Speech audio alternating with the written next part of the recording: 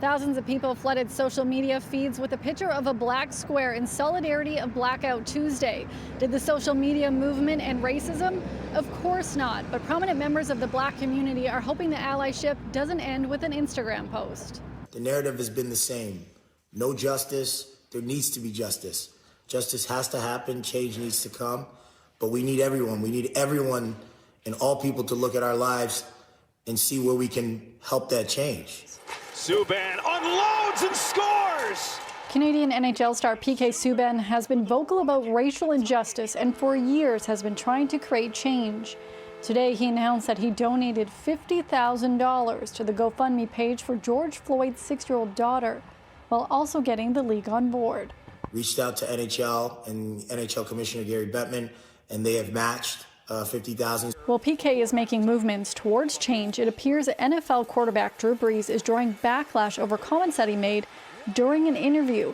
He was asked about players potentially kneeling in protest of police brutality during the national anthems this season, something that former player Colin Kaepernick started 4 years ago. I will never agree with anybody disrespecting the flag of the United States of America or our country. Brees goes on to say how the anthem reminds him of family who fought during World War II to protect his country. Many athletes were quick to point out that it was never about disrespecting the armed forces, including NBA player Josh Hart, who said, "It never was about disrespecting the armed forces. It's about police brutality and racial injustices in our country. This country can't be unified if African Americans are unjustly killed in the street because of the color of their skin."